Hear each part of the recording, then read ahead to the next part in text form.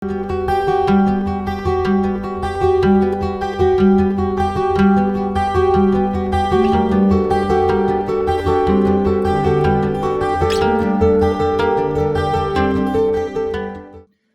The Lord. ദൈവം സർവശക്തൻ, ദൈവനാമം മഹത്വപ്പെടുമാറാകട്ടെ. സഭാപ്രസംഗി 3-ാം അധ്യായം 11-ാം വാക്യത്തിൽ നാം ഇപ്രകാരം വായിക്കുന്നു: അവൻ സകലവും അതതിന്റെ സമയത്ത് ഭംഗിയായി ചെയ്തു, നിത്യതയും മനുഷ്യരുടെ ഹൃദയത്തിൽ വെച്ചിരിക്കുന്നു. എങ്കിലും ദൈവം ആദ്യോടന്തം ചെയ്യുന്ന പ്രവൃത്തിയെ ഗ്രഹിപ്പാൻ അവർക്ക് കഴിവില്ല. നിത്യത മനുഷ്യരുടെ ഹൃദയത്തിൽ വെച്ചിരിക്കുന്ന ദൈവം, നിത്യതയെക്കുറിച്ചുള്ള പ്രത്യാശ, നിത്യതയിൽ പോകുവാനുള്ള ഒരുക്കം, നിത്യതയെക്കുറിച്ചുള്ള ചിന്ത, നിത്യതയെക്കുറിച്ചുള്ള അറിവ്, നിത്യതയെക്കുറിച്ചുള്ള പരിജ്ഞാനം, നിത്യത എന്നുള്ള ലക്ഷ്യം, നിത്യതയെക്കുറിച്ചുള്ള തീവ്രമായ ആഗ്രഹം, നിത്യതയെക്കുറിച്ചുള്ള കാഴ്ചപ്പാട് ഒക്കെയുള്ളവരായിരിക്കണം നാം.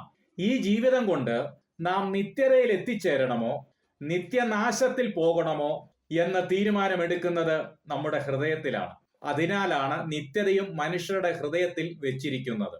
നിത്യത എന്നുള്ളത് ഹൃദയത്തിൽ നിലനിൽക്കുവാൻ അന്തർഭാഗം സത്യമായിരിക്കണം, അന്തരംഗം ജ്ഞാനം ഗ്രഹിക്കണം, നിർമ്മലനായിരിക്കണം, ശുദ്ധീകരണം ഉണ്ടായിരിക്കണം, നിർമ്മല ഹൃദയം സൃഷ്ടിക്കണം, സ്ഥിരമായ ആത്മാവിനാൽ പുതുക്കം പ്രാപിക്കണം, പരിശുദ്ധാത്മാവിന്റെ സാന്നിധ്യം നമ്മിൽ നിന്ന് നഷ്ടപ്പെടരുത്, രക്ഷയുടെ സന്തോഷത്തിൽ നാം ആയിരിക്കണം, മനസ്സൊരുക്കമുള്ള ആത്മാവിനാൽ നാം നയിക്കപ്പെടണം, തകർന്നും നുറുങ്ങിയുമിരിക്കുന്ന ഹൃദയമുള്ളവരായിരിക്കണം, മനസ്താപത്തോടെ ദൈവസന്നിധിയിലായിരിക്കണം.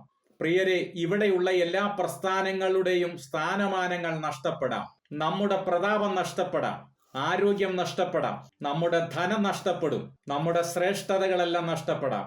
മറ്റുള്ളവർ നമ്മെ ശ്രദ്ധിക്കുന്നതും നമ്മെ ബഹുമാനിക്കുന്നതും നമ്മെ അഭിനന്ദിക്കുന്നതും നമ്മുടെ വ്യക്തിപരമാകുന്ന ജീവിതത്തിൽ സന്തോഷം നൽകുന്നതാണ്. എന്നാൽ മനുഷ്യൻ ബഹുമാനത്തിൽ നിലനിൽക്കയില്ല. അവൻ നശിച്ചു പോകുന്ന മൃഗങ്ങൾക്ക് തുല്യൻ. ആയതിനാൽ നിത്യതയ്ക്കായി നമുക്കൊരുങ്ങാം, പ്രതീക്ഷിക്കാം, പ്രത്യാശിക്കാം. നമ്മുടെ ലക്ഷ്യം നിത്യതയായിരിക്കട്ടെ. നിത്യത നമ്മിൽ നിന്ന് നഷ്ടപ്പെടുത്തുന്ന എല്ലാ വിഷയങ്ങളിൽ നിന്നും നമ്മൾക്ക് മാറി നിൽക്കാം. ആമേൻ. ദൈവം ഈ വചനങ്ങളാൽ നമ്മെ ഏവരെയും അനുഗ്രഹിക്കുമാറാകട്ടെ.